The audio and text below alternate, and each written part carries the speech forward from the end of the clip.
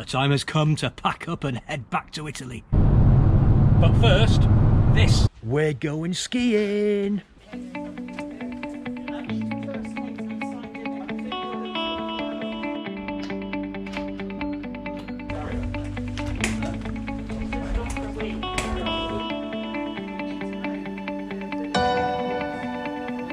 Where are we? Dorset, near Weymouth. We're in Dorset near Weymouth. There we go. Who would have thought we'd be skiing in Dorset near Weymouth? It's not quite the top of Southsea, is it, love? But Not quite Fratavy. not quite Fratavy. A bit flatter. Nice English countryside.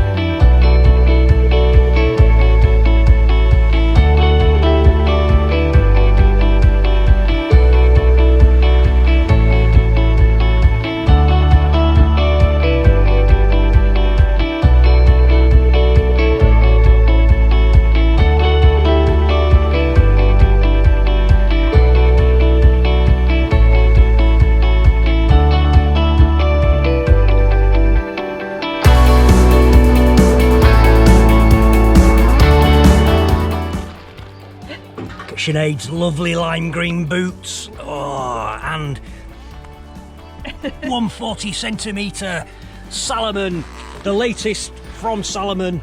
How's the equipment? Super duper. Look at these belters I've got on. Oh, You're on 150s. oh, beautiful. And look, I've had to borrow some gloves. Retro cool. They are. I had a pair of Nevica like that back in the 80s.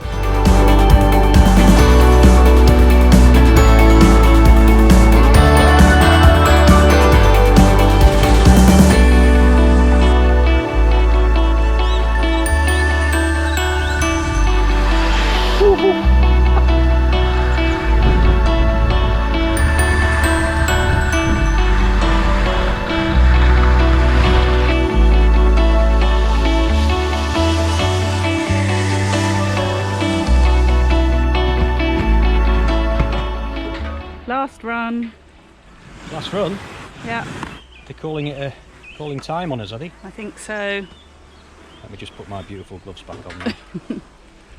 It's been all right. Yeah, good fun. I've not been on a ski lift since March 2020. Mhm. In fact, that last proper snow report we did, that day was the last day skiing. Well, no, not skiing for us, but last day on the mountain. Wasn't it? So I said it. I think I said it this time last year, didn't I? Surely we'll be open next winter. Mhm. Off you go. All right. You're going to be behind me. I'll try. Depends how fast you go. Yeah, I might just tuck it. Get me nice boots in. Mhm. Get that. Beautiful. Look at Go the on then. Flexing them. It's the future, I tell you.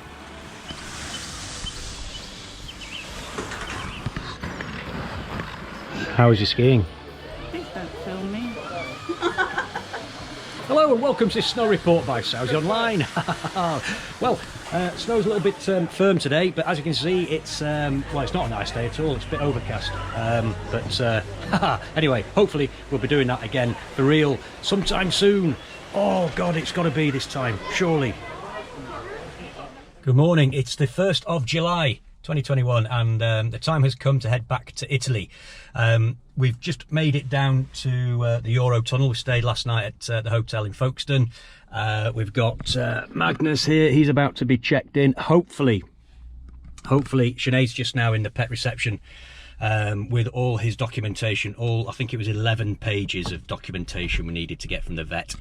Hopefully that is all in order, because it's the first time we're travelling with him back into the EU since Brexit. So on top of all our paperwork for COVID, etc., we've also had to obviously get his paperwork as well to get back into the EU. So hopefully we should know in the next couple of minutes whether they're going to let us back in. All good? Yes. Magnus is allowed back in the EU. Just whilst we're waiting, because people have been asking what is required to... in fact, can you just hold that, love? Thank you very much.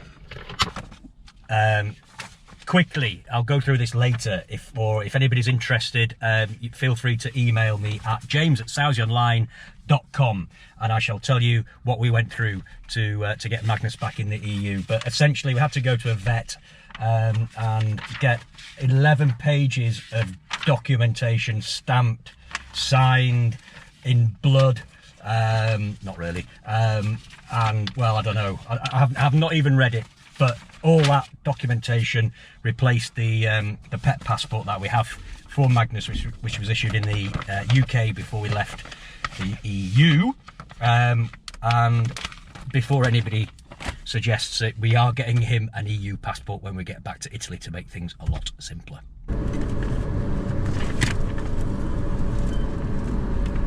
Okay, there's a danger that this video is going to be exactly like our previous video, but if you are interested in knowing about what is required to get into the EU at the moment, then carry on watching. So first of all, obviously with the current situation with COVID, we had to get a PCR test to prove that we are negative.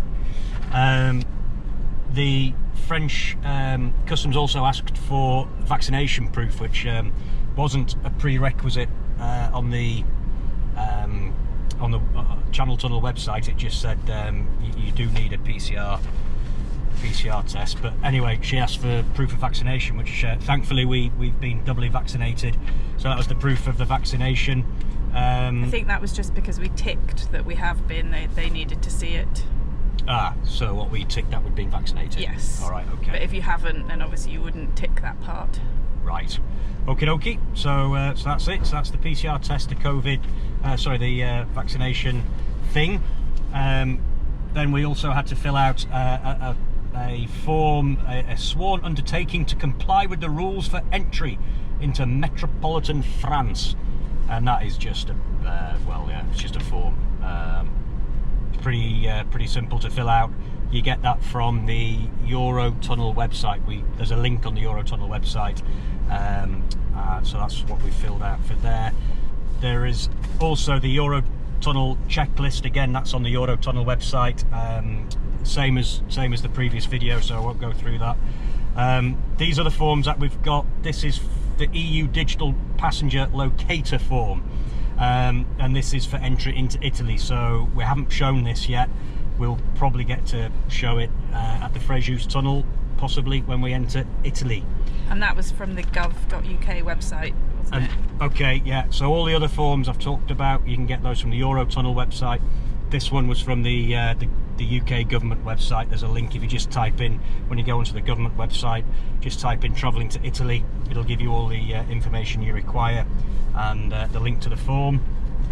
Now, I have Italian residency, but despite that, I still got my passport stamped with an EU entry stamp, which in theory gives me 90 days to stay in the EU. But after a bit of discussion with the border guard, well, she's put a line through it. I don't know how official that is. Will that cause me any problems?